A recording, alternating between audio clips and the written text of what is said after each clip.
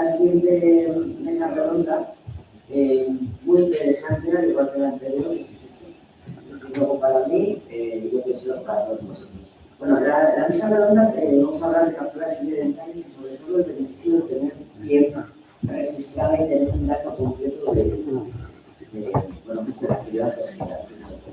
Cuando hablamos de capturas accidentales, hablamos de capturas de aquellas especies protegidas, en peligro o amenazadas que tienen alta relevancia en el conjunto del ecosistema y también para el cumplimiento de las relaciones internacionales. Pero también hablamos de capturas incidentales, accidentales, de lo que tradicionalmente llamamos descartes. Hay otra sección de capturas que es lo que aquellas especies de no valor comercial o de tallas pequeñas que se descartan o que tradicionalmente se han descartado. ¿Por qué es importante conocer todo lo que capturamos, todo lo que interacciona con la actividad pesquera? Pues porque necesitamos tener una estima de mortalidad. Al final, si no lo tenemos, hay una falta de conocimiento completo, ¿vale? Y una gestión que la basamos en datos incompletos es una gestión mala. Y eso es lo que no tenemos. Bien, entonces la cantidad y la calidad del dato al final es lo que conecta, ¿no? Es lo que conecta la actividad pesquera, el conocimiento y la buena gestión. Cuanto mejor dato tengamos, mejor será la gestión. El dato al final nos permite hacer de todo: analizar, medir presiones, detectar interacciones, calcular selectividades. El dato es la base del conocimiento. Y lo único que hace es fortalecer cualquier tipo de gestión que queramos hacer. Entonces, partiendo de la importancia del dato, partiendo de la importancia de conocer íntegramente la actividad de nuestras pesquerías, pues lo que hacemos es intentar que esa contribución del dato venga de todas las partes. Es por lo que tenemos aquí una mesa diversa, pero complementaria y coordinada. Voy a empezar un poco presentando a las personas que van a participar. La primera es Maitane Grande, que es investigadora de ASTI. Maitane, la importancia de su contribución a la mesa va a ser desde la parte científica, por supuesto, y nos va a hablar de un proyecto, el Marine Guardian. Es un proyecto europeo en el que se está llevando a cabo estudios sobre capturas incidentales en la flota de cerco tropical, en otros mares un poco alejados del ámbito cantábrico. Pero bueno, un flota importante para esta geografía. La siguiente persona es Elisa Carbajo, que Elisa es subdirectora general de investigación pesquera y recopilación de datos en la Secretaría General de Pesca. Y bueno, su contribución y relevancia en la mesa viene desde que aporta la visión institucional y sobre todo cómo se planifican, cómo se financian y cómo se recogen pues, los datos de capturas incidentales, que son lo que luego va a impactar directamente la gestión pesquera. A continuación tenemos a Gabriel Gómez Zelaya, que es el director general de Marine Instruments desde 2013 y también CEO de la empresa UBAC Instruments,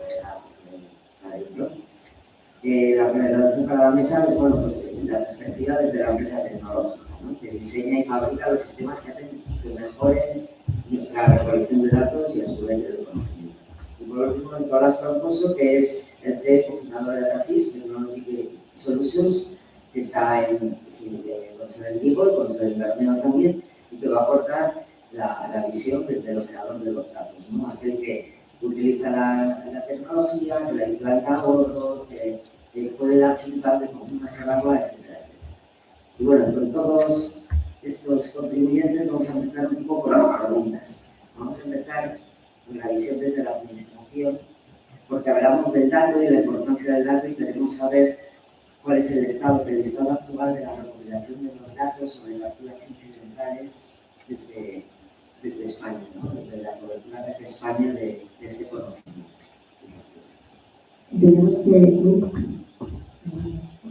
de capturas incidentales empezamos por la parte de importancia, porque es la parte que ahora tenemos la relevancia. Bueno, lo que son los datos eficaces se recopilan siempre desde dos variables. Una variable es la que tenemos dependiente de la pesca, que llamamos,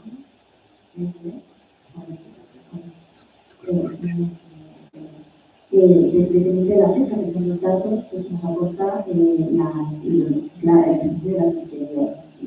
Son los datos que tenemos de las embarcaciones en vía, actividades científicos y luego también pues, ya tenemos el programa de observadores, digamos, desde la Secretaría General de Pesca.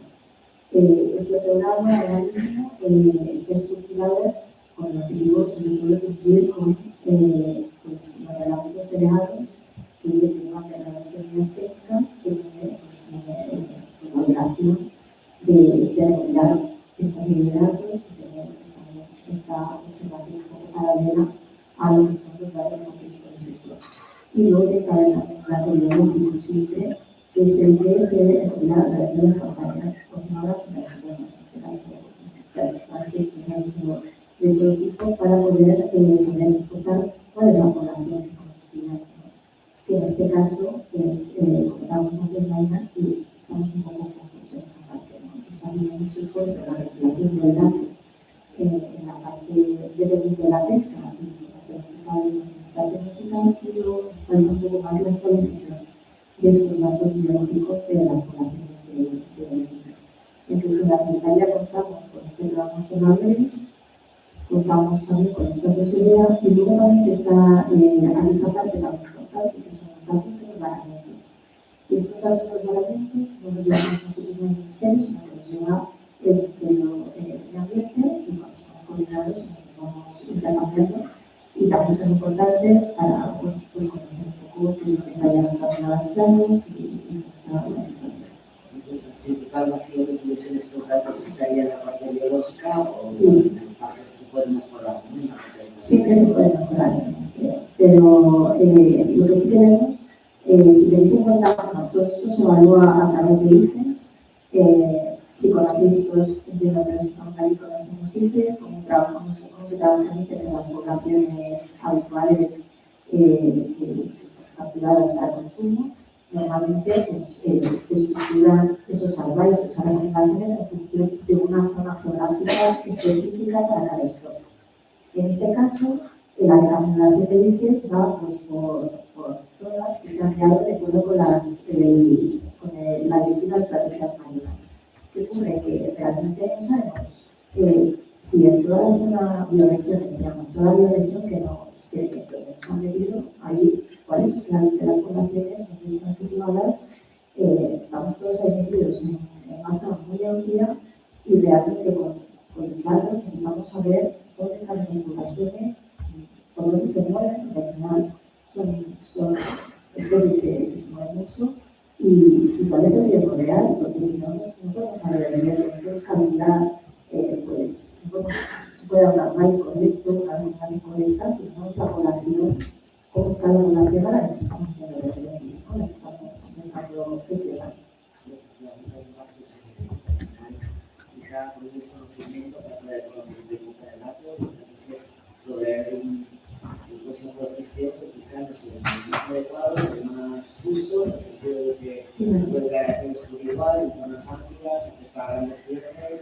Nosotros lo que vemos es que al final ya todas las consecuencias con el cierre, con unas medidas técnicas, que verdaderamente pues, hemos visto desde el punto de vista de control, pasamos años y seguimos con ese precautorio, ¿no? Con estas medidas más precautorias. Entonces también, bueno, pues hay que tener en cuenta que el trabajo que sigue haciendo por parte del sector y de las administraciones, recopilando sus datos, de repente más hay que ponerse también un poco más a la hora con la parte más económica biológica, que es un poco lo que echamos en falta.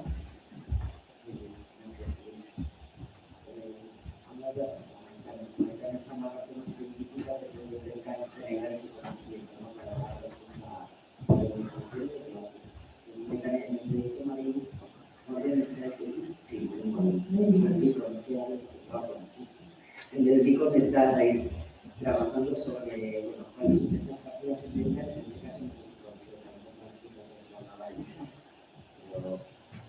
¿qué es lo que estáis viendo? Sí, a ver, lo que estamos viendo lo que comenta Infinisa, ¿no? Que al final es un común de las especies sensibles, no solo cetáceos, sino tiburones, aves marinas. Hay un gran desconocimiento sobre la biología de estas especies, dónde habitan, por qué agua se distribuye. Y esto es esencial para saber cuál es la presión pesquera sobre ellas. qué pesquerías interaccionan con ellas, dónde, cuándo, qué zonas son de alto riesgo, y Mari con el proyecto pretende dar una respuesta a esto. Entonces, la cobertura del proyecto es grande, cubre todo el Atlántico, va desde aguas del norte hasta mares tropicales, cubriendo diferentes artes de pesca, tanto arrastre como cerco en mares tropicales, y luego pues, otras pesquerías industriales o más artesanales. Entonces, el proyecto, uno de los objetivos del proyecto es ese, ahondar en la distribución de las especies con los datos obtenidos por observadores físicos y ahora más y más electrónicos, que luego veremos. Y además con otro tipo de datos que son provenientes de nuevas tecnologías, digamos, como marcado en estas especies, se marcan y se ve por dónde se distribuyen, y luego DNA ambiental. Esto es nuevo y lo que se hace es se cogen muestras de agua y se ve si las especies han estado en esas aguas o no. Y eso es lo que se está haciendo con el tema de lácteos y delfines en el Golfo de Vizcaya. Entonces, ahí tenemos la información para entender mejor la distribución. Luego, el objetivo del proyecto es otra capa, ver cuál es el esfuerzo pesquero y qué pesquería pesca, qué especie y dónde hay mayor riesgo de captura. Para tratar de estimar la mortalidad por pesca, la vulnerabilidad de las especies estas sensibles, ver cuáles de ellas están en mayor riesgo o no y priorizar las medidas de mitigación para cada arte de pesca, para cada especie sensible. Y este es el marco de actuación y siempre se trabaja, se pretende trabajar integrando el conocimiento experto, trabajando en cada uno de los puntos con los pescadores, compartiendo la información con los pescadores y obteniendo el feedback. Y para eso se hacen talleres. Desde la validación de los mapas de distribución de las especies hasta luego el esfuerzo pesquero, validándolo y diseñando las medidas de mitigación en conjunto. Y ahora, por ejemplo, en el caso de los cetáceos o los fingers, hay fingers que ahuyentan al cetáceo, pero además se están probando unos fingers con escucha, con sistema de escucha, para informar al patrón de pesca de que ahí hay un delfín antes incluso de que se vea. Pero eso es nuevas tecnologías que se están probando. Eso es para evitar la pesca. Luego están las medidas espaciales que ya están. O sea, la idea es que con mejor información se trate de mejorar, adaptar esas medidas espaciales a las diferentes pesquerías y a la interacción.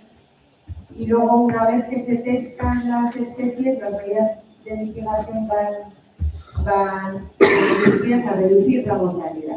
Por ejemplo, en los terceros, en mares tropicales se está trabajando mucho en las buenas prácticas, herramientas de liberación a bordo. Entonces, bueno, esa es la batería de acciones que se están llevando a cabo, pero bueno, hay muchos casos de estudio con diferentes pesquerías, diferentes especies, y bueno, y la idea es tratar de cubrir ese hueco, digamos, en el conocimiento y las respuestas viables.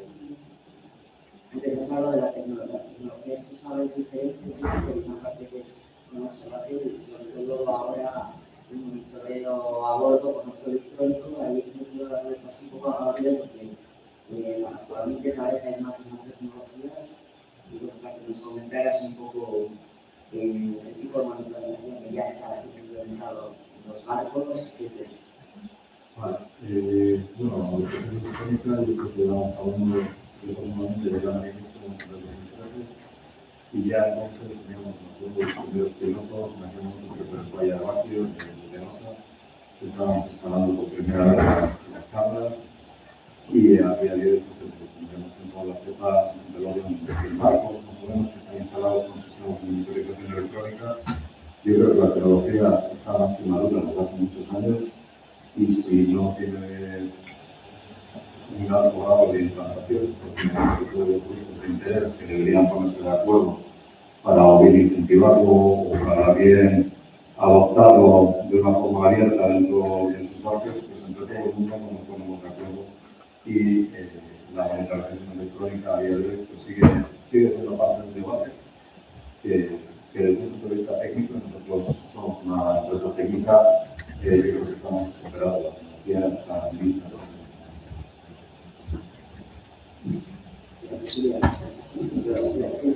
Igual muchas y cada vez mejor trabajando. Yo creo que hay tres vectores de crecimiento, otros vectores, tres tendencias. Una es cada vez tenemos más capacidad de cálculo, donde antes, hace 15 o 20 años, teníamos un ordenador, pues hoy todo el mundo tenemos en el bolsillo esto que puede hacer 100 veces lo que hacía ese ordenador que teníamos en casa.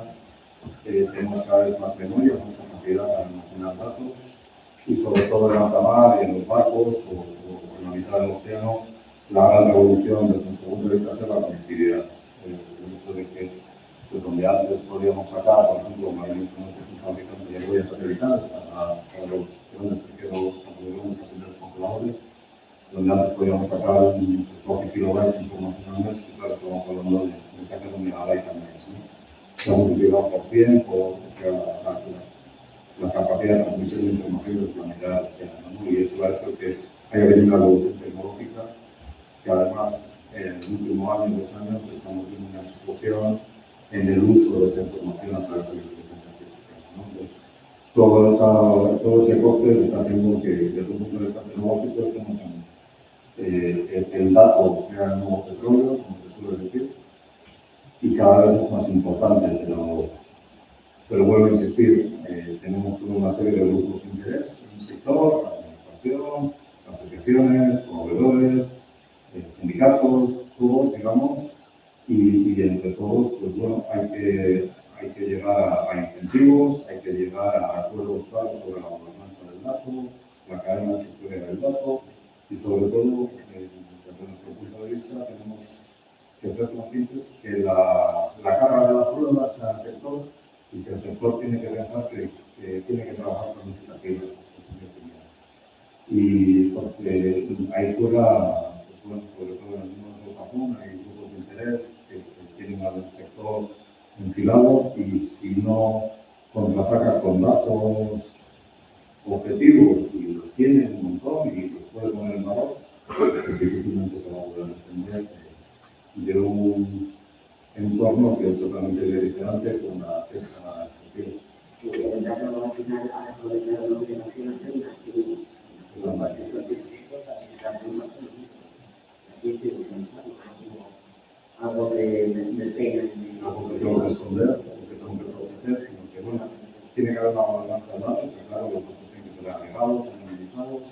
Los datos son muy valiosos para el armador, para el pescador, él sabe dónde tiene que ir a pescar y ese es un activo que tiene que proteger. Pero bueno, existir analizados, agregados, ese dato es un activo que tiene que utilizarlo para proteger sus intereses ante otros que van a usar los pocos datos que tienen de forma profesional para poner al sector contra la cuestión.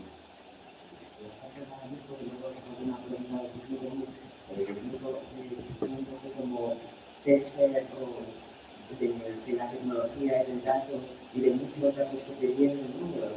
Lo mismo tenéis datos del observador físico, del observador digital. ¿Cómo sois capaces de integrar, ¿no? Esos datos y luego cómo impactan en la buena gestión, ¿no? Y luego ya hablo de eso y te pregunto a los dos, yo creo que Gabriel lo pregunta un poco, si queréis crear un escalado y esa cobertura generada a través de tecnologías de observación digital y de observación remota a bordo de la flota española en el corto plazo, no en 20 años, sino cuando todavía tengamos barcos. Efectivamente, la gran importancia de los datos es que, además, para que sean trabajados para los sentidos, tienen que ser temporales en el barco. Entonces, un poco lo que ha venido a hacer la comercialización electrónica en este momento es a democratizar el dato. Es decir, es capaz de generar mucho más datos de una forma mucho más económica y tiene mucho más valor. Entonces, hay que, como decía Lisa, compaginar todos los datos, donde el valor físico tiene un valor, donde la comercialización electrónica electrónica otra, pero es fundamental que seamos capaces de generar un dato que, como decía Gabriel, nos vaya a proteger en el futuro. Y la sensación ahora que nosotros tenemos es que estamos siendo un poco agresivos. Estamos generando datos para protegernos de los cetáceos cuando ya tenemos los de los cetáceos encima. ¿Cuál será el siguiente paso que nos va a dar? Entonces, hablando del sector, y aquí tenemos un sector que tiene cámaras montadas, aquí hay Pescario, Antacán, Global, Aceria, tienen esa capacidad de poder estar generando datos. Aunque este dato tú pienses en este momento no es importante, no te está dando una vida, que tú seas capaz de generar ese dato y de generar una zona para que en un futuro, cuando te venga unos datos delegados, una nueva norma, que contrastar ese tipo de situaciones. Esa, desde mi punto de vista, es la gran ventaja que tiene hoy en día los sistemas de monitorización. Y aquí tenemos gente pionera que ha usado estos sistemas de ciudad desde hace muchos años, como decía Gabriel. Entonces, es fundamental que seamos entre todos conscientes y capaces de la importancia que tiene la generación de datos. Hoy en día grabar un sistema de monitorización electrónica es muy barato. Muy barato porque con un disco de 2 teras puedes estar hablando de grabar 6 meses de marea y eso es nada, por 400 euros estás generando datos. Que después te puede generar series temporales que analices y que puedan contrastar lo que realmente otras partes que estén poniendo encima de la mesa. Entonces, eso es la gran importancia. Hasta ahora, la parte de la observación física, que generar datos era muy caro porque tener un observador de cuántos días a bordo era muy caro, que también es necesario. La monitorización eléctrica es un complemento de la generación de datos con los observadores físicos. Pero en manos de la monitorización electrónica está el poder y tener esa capacidad de generar muchos datos. Entonces, la segunda parte que yo creo que es realista que en poco tiempo se extienda la utilización de la monitorización electrónica u otras tecnologías para generar un dato bueno en el corto plazo. Bueno, habría ya apuntado algunos de los problemas que hay, ¿no? Una parte, la gobernanza del dato, la coordinación entre los agentes y actores implicados en las pesquerías.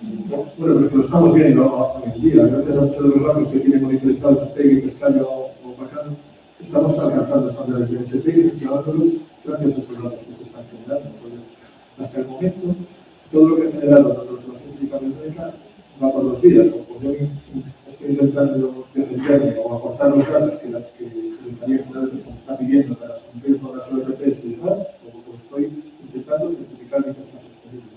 Eso es fundamental. Hasta ahora las cámaras y la formación de estos datos es un arma positiva con la que el sector puede defenderse.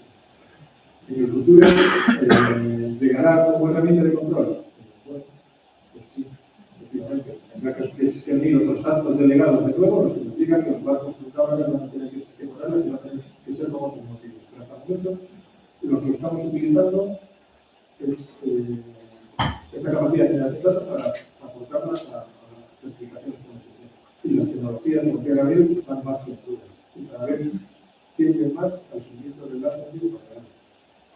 Porque hasta ahora estamos hablando de grabaciones en disco duro, que aquí interviene la fábrica no tiene mucha relevancia, porque estamos hablando de varias cosas, pero en partes de canal de ellos estamos hablando de varios de 6 meses. Los cuales ahora ya hay sistemas en los que puedes estar teniendo datos tipo casi real.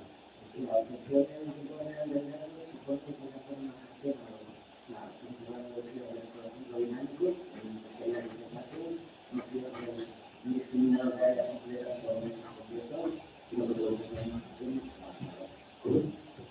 Pero también implica que una gestión en tiempo real de un dato, si no tienes bien claro la cadena del control y esa gobernanza del dato, vas a tener un sector que se te va a poner recontra, será de tiempo real, está diciendo dónde se está grabando, dónde estoy yo están en este momento, que es un dato que se está protegido, ciego mi propia intelectual, por así decirlo.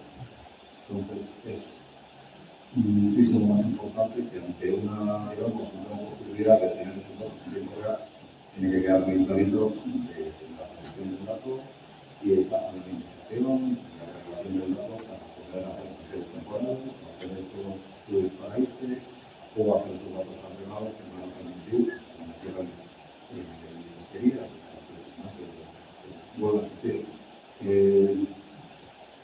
en el largo plazo yo no me imagino barcos de pesca sin monitorización electrónica en algún tipo. ¿Cómo vamos a llegar hasta allí? Pues creo que llevamos más de 10 años hablando de lo mismo y a día de hoy, desde un punto de vista de fabricante, como si llevamos años en nuestra tecnología, lamentablemente no creo que los números que están ahí en la mesa no son suficientemente importantes.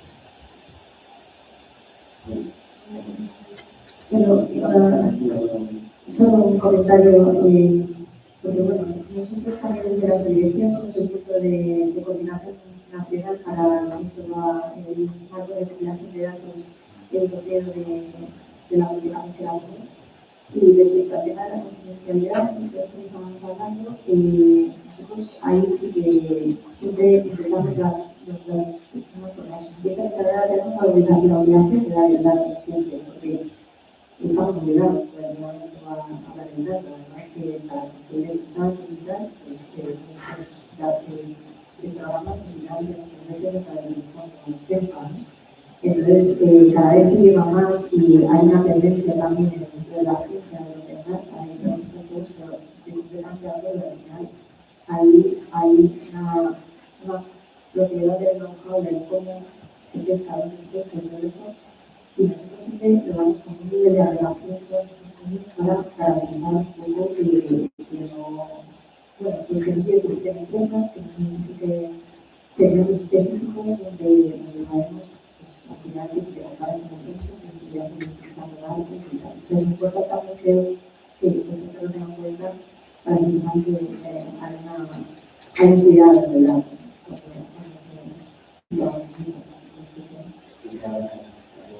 Sí, la cadena que estudia esta carrera y la cadena de los pero también hemos estudiado, pero bueno, estamos todos firmando el conmigo, incluso aquí, que no puedes hacer una foto, o sea, el conmigo que está haciendo ahí y los datos oficiales de ciertas actividades económicas, ¿creéis que es una de las cosas que vas a aportar un poco antes también? ¿Creéis que es una de las cosas la falta de claridad en qué pasa con ese dato que es mío para que no haya esa expansión de la tecnología en el níquel? Desde nuestro punto de vista o desde nuestra experiencia de Marine Instruments, está claro, hay dos justificaciones siempre. Primero es el vídeo, a veces nos suele gustar hablar del vídeo crudo y luego el dato o el metadato, que es, pues, por ejemplo, un trabajo de database, que de esos vídeos crudos o esas series temporales de sensores del barco, pues va a sacar unas conclusiones que van a servir para que uno se informe, ¿no? Pero el dato crudo, que es el vídeo, pues levanta muchas explicaciones. No, van a ver mi vídeo, van a ver dónde pesco, van a ver lo que he hecho ese día y no qué. Y el otro es, van a saber dónde estoy. Van a saber, es el caladero, esto es un secreto profesional, yo no quiero que los demás sepan dónde estoy pescando, es una transparencia. Si no se asegura con varias salvaguardas y con varias, desde un punto de vista tecnológico, desde un punto de vista legal, desde un punto de vista, no sé, desde varios puntos de vista, tiene que quedar claro que las propiedades del dato crudo es solamente del ganado, las propiedades del metadato y agregado pues, va a ser utilizado por la Secretaría de Pesca o por quien sea, para pero todo eso tiene que estar bien clarito, porque si no hay muchas suspicacias y en estas suspicacias pues, seguimos llegando a estar discutiendo que hay que poner un y esto va mal, porque no es, por ejemplo, en los arqueros estamos hablando de los FARs, estamos hablando de las ollas, trasladamos a las URPs o a las RPAs muchas veces la información de dónde están estas huellas, cuánto marcaban estas huellas, se suelen dar por un decalaje de tiempo, pero cada vez los decalajes de tiempo son más cortos, hay completamente un debate. Si sabes dónde está la posición de mis huellas, sabes cuánto pescado tienen, etc. Eso en sí es información, tiene un valor muy alto que en manos de cierta gente puede tener algo incentivo a que se filtre. ¿No? Pues tiene que quedar desde un punto de vista tecnológico bien cifrado, bien seguro y que nadie pueda acceder a esa información porque es muy valiosa. Antes lo decías que yo estoy muy claro, en ciertos sectores de la flota, en vez de nosotros que estamos siempre con este discurso, vamos a hacer un dato, el dato es el activo, el dato es el malo, estamos viendo que los sectores de flota que van un poco hacia atrás, están diciendo, bueno, pues es que igual mi administración con el dato que estoy generando tampoco no me decide también, ¿vale? Entonces, estamos viendo un poco que son reacciones, bueno, en el mundo normal o son reacciones derivadas por ciertas corrientes globales que hay. Entonces, iba un poco de pregunta hacia aquí, Elisa, ¿tenemos ejemplos de que con una mejora de recogida de datos se ha mejorado sustancialmente la gestión de ciertas pesquerías, de ciertos stocks? Desde luego, sí, yo creo que cuanto más datos tienes, al final lo que puedes hacer es mejorar las gestión más adecuadas y más sostenibles. Si no podemos encontrar situaciones como la que tenemos ahora, hace para todos. O sea, por una situación de alarma que se genera porque en cierta zona pues, ha habido más varamientos, más mortalidad o lo que sea, pues ampliamos esas medidas sin saber realmente, ¿no? Una situación muy precautoria. Entonces, cuanto más datos tenemos, más somos capaces de estratificar qué está pasando en cada sitio, con qué arte, en qué zona, y poner medidas adecuadas para eso. Y también tener en cuenta, al final, toda la parte también socioeconómica de la carbón, muchas veces, ¿no? Entonces, siempre nos quejamos de la Secretaría y trasladamos mucho a ICES y a la Comisión que realmente están poniendo medidas y te das cuenta pues, las consecuencias económicas y planteando cosas y realmente es así, hasta que no sabemos exactamente a quién afectan las cosas, no podemos poner medidas de gestión adecuadas y que sean compatibles y saber lo que nos está diciendo realmente a quién afecta con seguridad. Vale, vamos a ir un poco cerrando, si os parece. Quería hacerle una pregunta mental en relación a si tuviésemos datos concretos y fiables de capturas incidentales en todo lo que estéis trabajando, ¿cómo te sentirías tú como científica? ¿Qué impacto tiene en tu trabajo el poder ser capaz de tener datos casi completos de las preguntas que te haces? La cuestión es que ahora no hay datos. Para muchas de las especies el conocimiento es absoluto. Especies vulnerables, por ejemplo, por poner un cajón estas.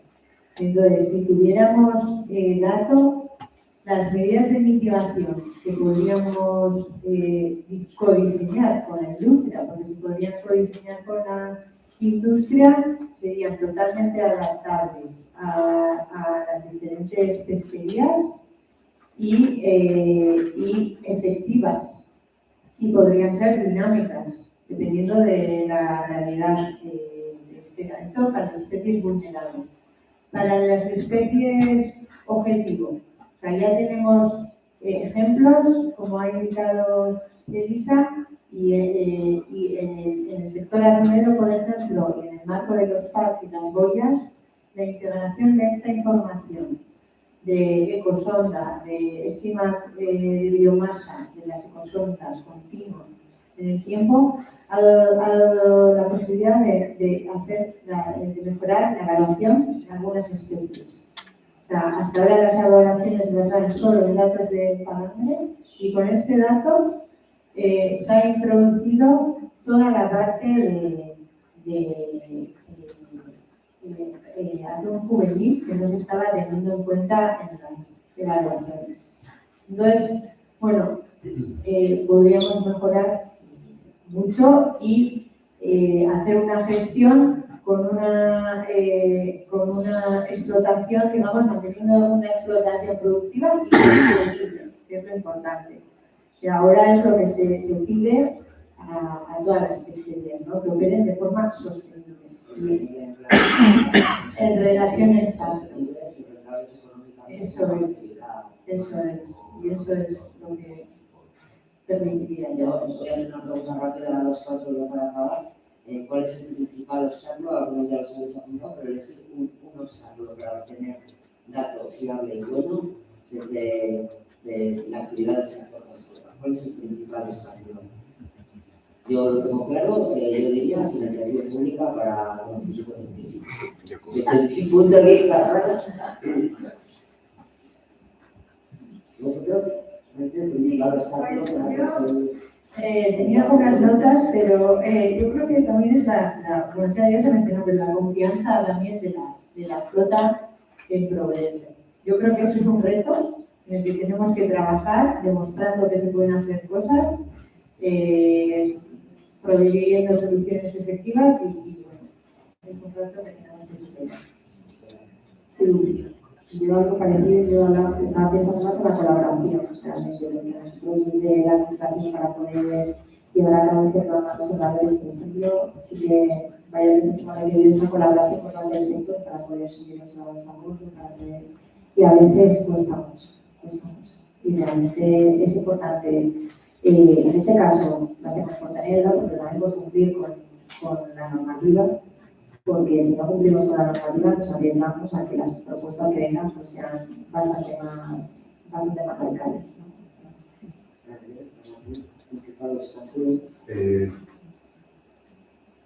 De la parte de monitorización, creo que ya he hablado bastante, estaba pensando como proveedor nosotros de tecnología, como proveedor de sensores, de sistemas de toma de decisión, como son las huellas en los buques atuneros. Creo que quizás el mayor reto lo tenemos nosotros como proveedores de cara a nuestros clientes, de que cada vez nos estamos atribuyendo con más datos y tenemos que ver de qué forma somos capaces de desarrollar tecnología, de desarrollar interfaces hombre-máquina, de ayudarles a tomar las decisiones en el día a día con los datos, pasamos en cosas cada vez más tangibles, pero de una forma cada vez más fácil, porque si no, lo que tenemos que hacer es su vida más fácil, que es bastante compleja, y tenemos que ver como proveedores, ese es el mayor reto del dato, es cómo podemos ayudarles a que tomen las decisiones con un entorno donde cada vez tienen más aparatos, más información, o incluso más requisitos, más requerimientos legales, más obligación de meter el mismo dato en 80 sitios a la vez, etcétera, ¿no? Entonces, el trabajo, cuando subimos a un barco y hablamos con el patrón, somos conscientes de que cada vez su trabajo es más complejo,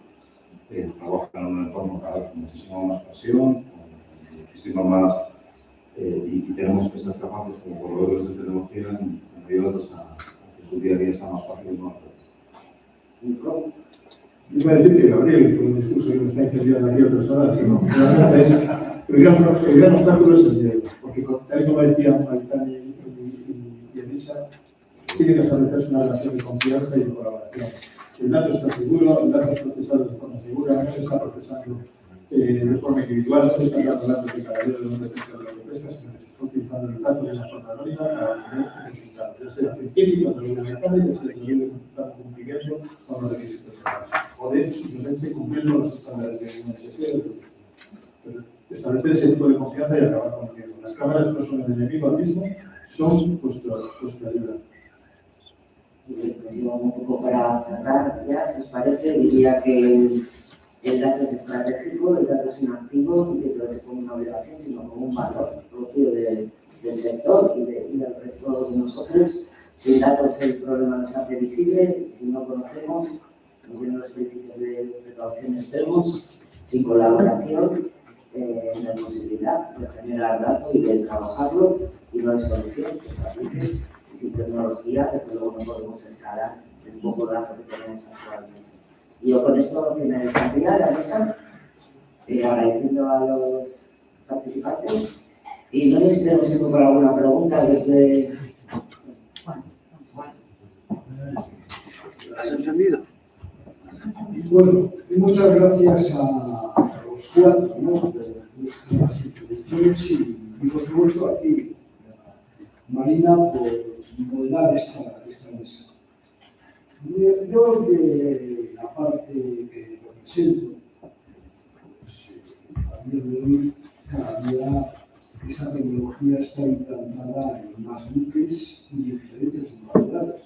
Nosotros a día de hoy tenemos barcos de cerco, tenemos barcos de parámetro de superficie y tenemos incluso también buques de arrastre.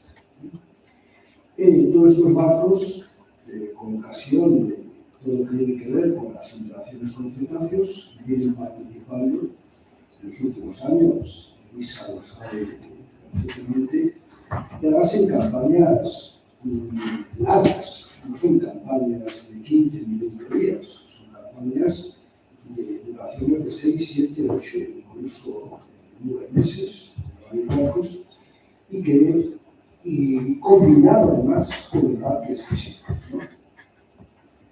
Es decir, que una flota de 15 barcos de arrastre, que 3 barcos de organización que estén participando, pues prácticamente con 500 días de monitorización electrónica, más los embarques adicionales, creo que es una muestra representativa, bastante significativa, ¿no? Y a mí lo que me gustaría es que hay que cumplir con unos niveles de observación, tanto físicos como también la observación electrónica, que al acabar, pues cada año se pone encima de la mesa quiénes han hecho estos niveles de observación. Aunque haya un dato agregado y todo lo demás, ahí también tenemos que ser transparentes, ¿sí? Y que todo el mundo asuma la responsabilidad que le corresponde. Porque a veces da la sensación de que los que hacen más observación electrónica, encima, son los que al final también hacen observación física adicional, y la observación electrónica, aunque cueste un disco de 1 terabyte, que decía Nico, 400 euros, cada día de observación electrónica cuesta 50 euros. 50 euros, por el número de días que he dicho, todo el mundo puede hacer la multiplicación. Luego, también, ahora hay una cobertura de observación de casi el 25% de la flota para la superficie española tiene el 25%. Uno de cada 4 barcos, y también como apuntó Nico y Gabriel, son barcos que hacen campañas de 4 o 5 meses, no hacen campañas de días.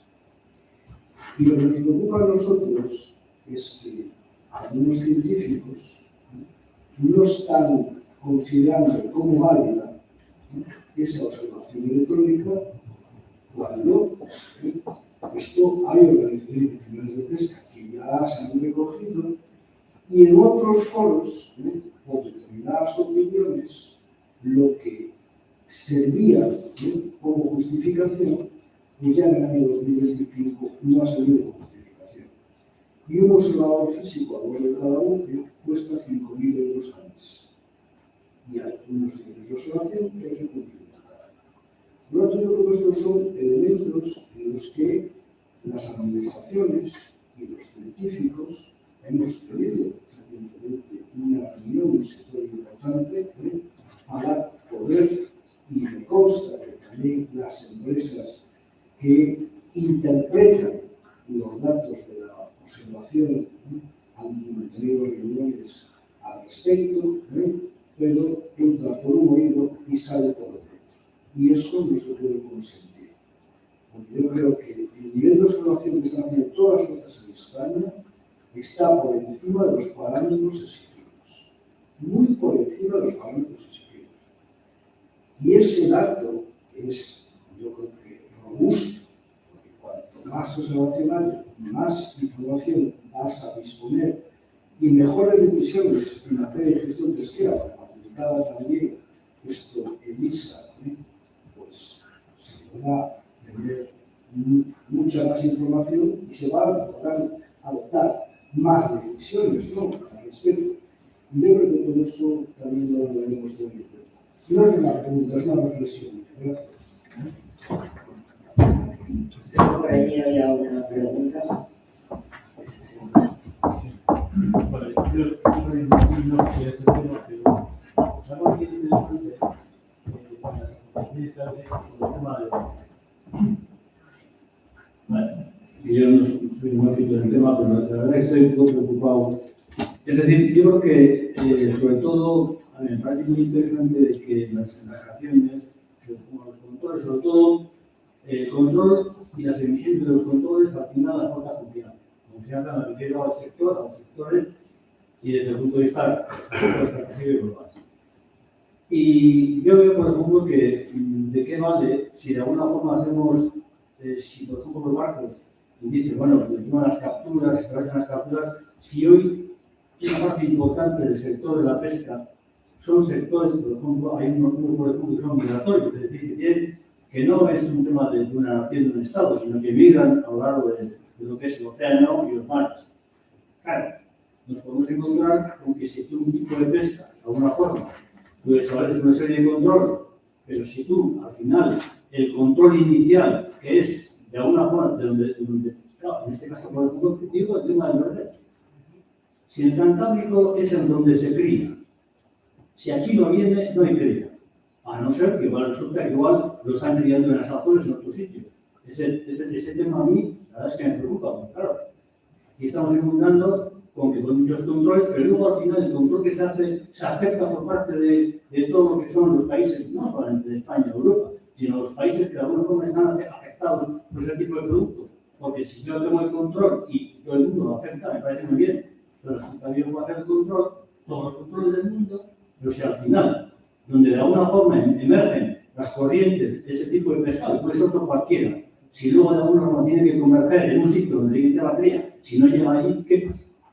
Es decir, nos podemos encontrar con los controles son muy buenos, que eso es el elemento de confianza. Eso de alguna forma, hay un organismo que de alguna forma al final establece esa necesidad de confianza.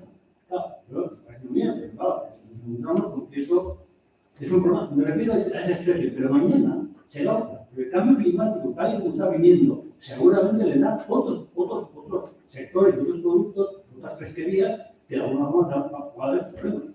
Es decir, que yo creo que yo no sé si de alguna forma estamos, si al final decimos control, que me parece un lío, porque al final es un elemento de confianza, pero yo no sé si a nivel mundial, o a nivel por lo menos de las pesquerías, tendría que haber un control, pero luego que todo el mundo lo hace.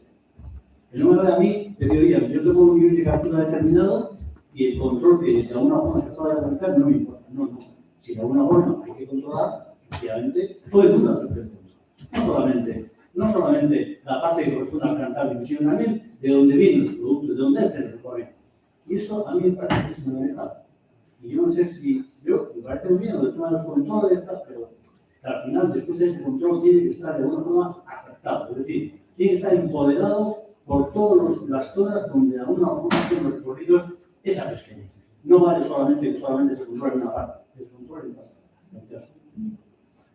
Sí, esa realmente un poco hablando con los Yo realmente no trabajo en la dirección general que lleva la parte de control, pero creo que casi la directora general, que ya podría contestar, pero por aventurar un poco, cada pesquería normalmente está gestionada o bien a nivel de la Unión Europea o en ONPs o pues ahí hay unas medidas, unas normas de control que no puedo, por favor, que te lo explique mejor. Es que yo estoy escuchando aquí todas las intervenciones, enhorabuena a los cuatro, muy interesante, pero a mí lo que me viene a la cabeza como reflexión es que control ya hay, ya sabemos dónde pesca a partir de 12 metros de hora, sabemos dónde está cada barco, sabemos lo que está capturando día a día, es decir, esa información la tenemos y de aquí al 2028, 10 de enero del 2028 como tarde, pues tendremos ya plenamente el funcionamiento, la aplicación y pesca para la geolocalización y comunicación de capturas del resto de la flota, que es lo por debajo de 12 metros, y también se está trabajando en el análisis de riesgos para poner cámaras para el control de la obligación de desembarque, que no para fines científicos, que es lo que se está hablando en la mesa, pero para la obligación de desembarque para el control también al análisis de riesgos, ciertas flotas con mayor posibilidad de incumplimiento, etcétera. Pero el reglamento del control está establecido, publicado y los plazos de cumplimiento están clarísimos. Pues digo que a mí el miedo que parece que hay de qué pasa con esos datos, pues no sé, ya tenemos datos y los datos no salen de la Secretaría, evidentemente. O sea, que eso pues trasladar a otra administración que los pueda necesitar por un motivo de justicia, guardia civil y policía, es decir, por motivos lógicos. pero si no, esos datos no salen. Nunca, o sea, no hay un dato de dónde ha pescado un barco que sea público. No tenemos que dar los datos, serán anonimizados, serán agregados o serán, depende a dónde, pero no se publican muchísimo menos. Es decir, esos datos están y no me planteo la posibilidad de que esos datos salgan de dónde están, la verdad. Luego, en cuanto al tema de las obligaciones al resto del mundo que comentabas, pues estoy de acuerdo contigo, pero fácil no es. Claro, o sea, aquí estamos en la Unión Europea, hay una legislación que nos afecta, que tenemos que cumplir, tanto la parte que nos compete la administración pública, independientemente de la administración que sea autonómica, da igual, pero o como el sector, es la obligación que tenemos. Por supuesto que estamos hablando siempre de igualdad de condiciones a la hora de las importaciones, pero es un tema que va avanzando, es decir, el tema sanitario está claro, el control sanitario en cuanto a las importaciones, el control de la pesca ilegal también, porque controlamos cada documento, cada certificado de captura de las importaciones, y el resto de requisitos como puedan ser sociales, laborales, OIT, medioambientales, pues es un tema que todavía la Comisión va trabajando en ello, pero ciertamente no está todavía al nivel que tenemos de exigencia en la Comisión, vamos, en la Unión Europea. Llegaremos, espero. Bueno, yo, si no hay ninguna pregunta más, ahora además. Perdón.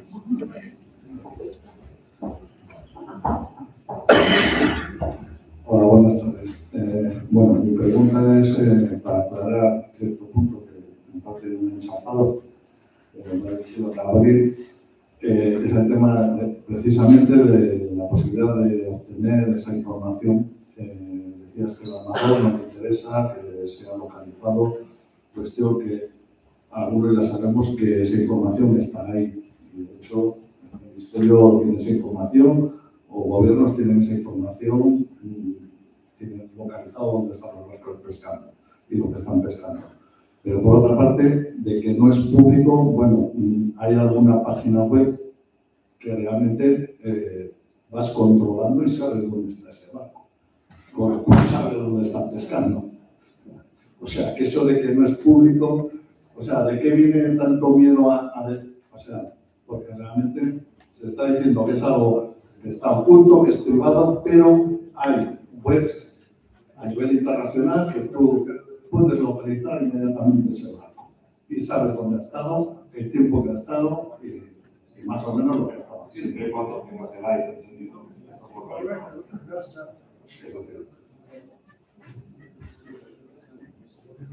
También es verdad que como avanzamos en temas de tecnología, de inteligencia artificial, ten en cuenta que aunque apaguen el barco, posiblemente con el tiempo van a adivinar qué están haciendo. Y de hecho, ya hay alguna página web que aunque no tenga todo el dato, está construyendo eso. Eso es el futuro.